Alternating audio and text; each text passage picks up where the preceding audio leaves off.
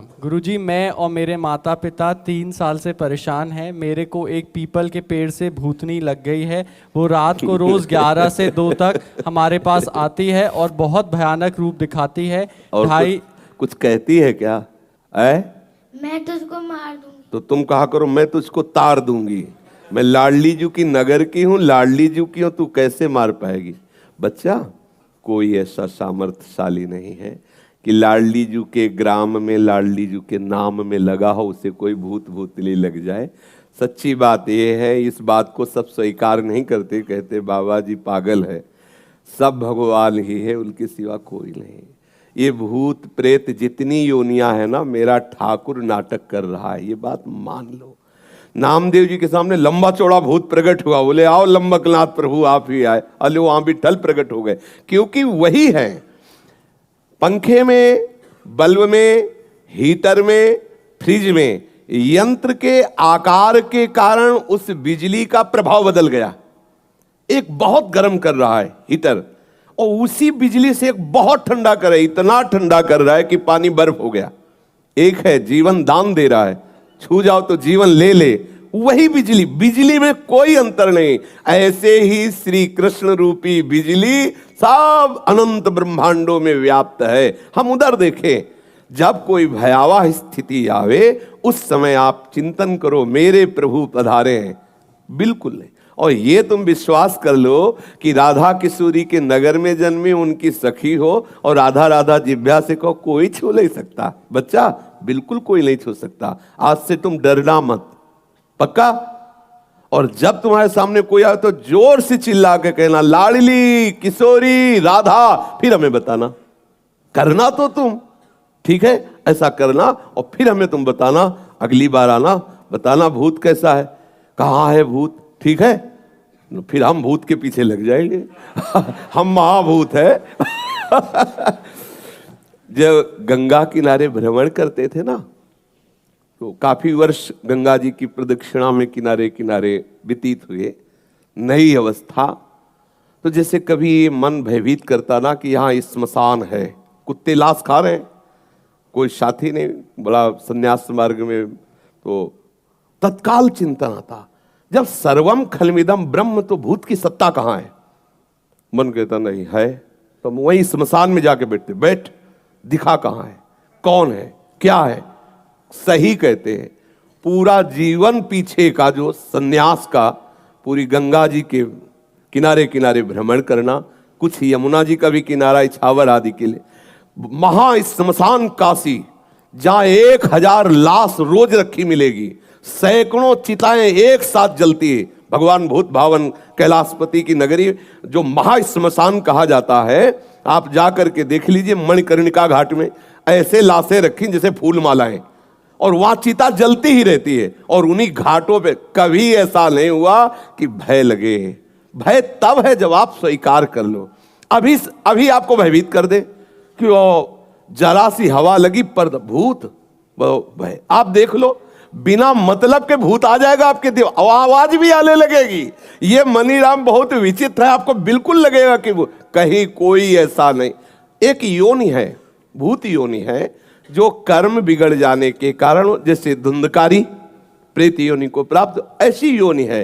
वो अपना कल्याण करने के लिए भगवत भक्तों के सामने आते हैं, भयभीत करने के लिए नहीं। जैसे भाई जी से हनुमान प्रसाद पोद्दार जी समुद्र के किनारे बैठे हुए नाम जप कर रहे थे, तो देखा कि एक पारसी पोशाक धारण किए हुए कोई सम्माननीय व्यक्ति खड़ा है। तो भाई जी माला पूरा के बोले साहब बैठ जाइए।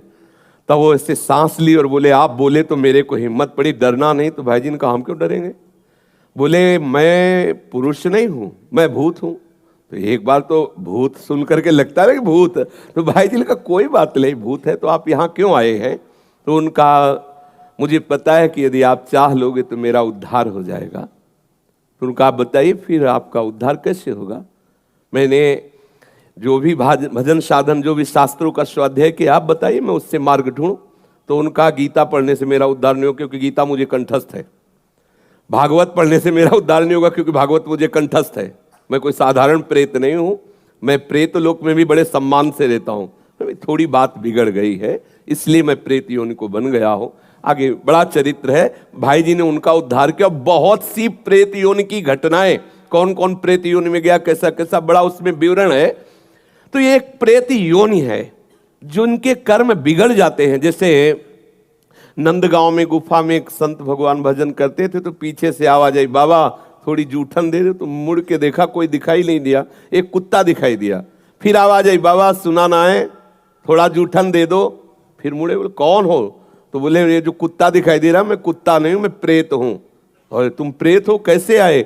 बोले मैं नंदगांव में नंदालय में ठाकुर सेवा करता था, ठाकुर जी के लिए अमनिया भोग आया, बिना भोग लगाए उसका प्रयोग कर लिया, उस अपराध के कारण मैं प्रेत बना हूं। मैं तुम्हारे पीछे कुत्ता का रूप धारण करके इसीलिए आ रहा हूं कि यदि तुम थोड़ी रोटी खा के जूठन दे दो तो मेरा अपराध खत्म हो जाए और मैं मुक्त हो जाऊं। बाबा ने कहा तुरंत लो, तो संत जन कृपा लो। तो ऐसा होता है, कोई न कोई कर्म बिगड़ जाने से ऐसी स्थिति आती। पर यह विश्वास रखना, हम अपने जीवन के अनुभव की बात कहते, ऐसे टच नहीं कर सकता कोई।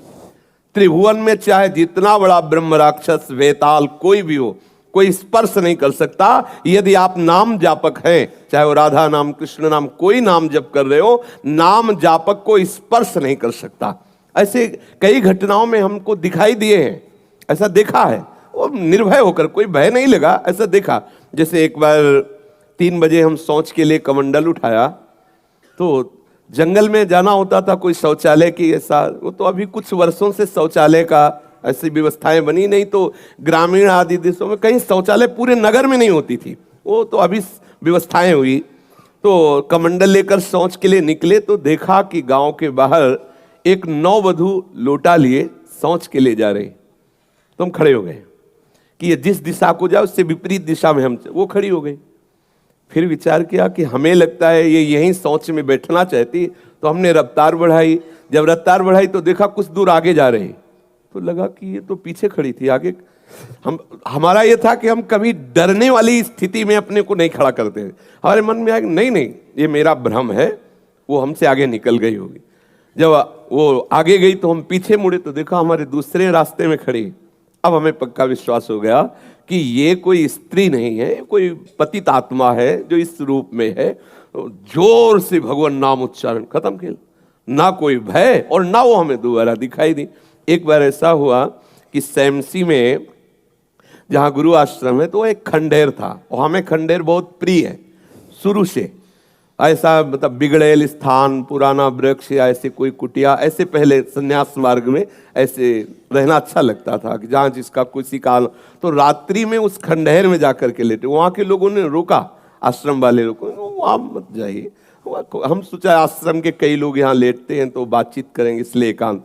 यही गए तो अंदर मंत्र चल रहा था, और एक छोटी सी टार्च सिराने, एक छोटी सी घड़ी दुप दुप वाली, क्योंकि उससे पता चले ना तो मतलब टाइम का। तो ऐसे रख के वैसे से थोड़ा ही लेटे, तो उस समय जटाएं बड़ी बड़ी थी, इतनी इतनी, तो ऐसे उनको तकिया की तरह जटा रखे। तो ऐसा लगा जैसे कोई हमें बहुत जोर से दबाने की चेष्टा कर रहा है। तो ऐसे देखा तो मुझे स्पर्श जैसा भी हुआ कि जैसे कोई कड़ा हाथों में एकदम।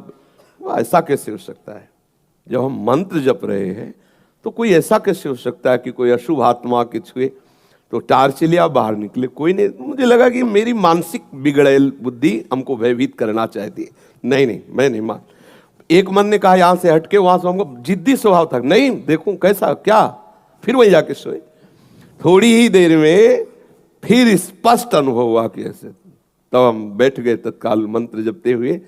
फिर हम कहा आप यहाँ ठीक नहीं है, क्योंकि बार बार विक्षेप डालेगा। मंदिर में गए, उन लोगों से कहा, बोले आप जानते कि वहाँ है, आप क्यों गए ऐसा?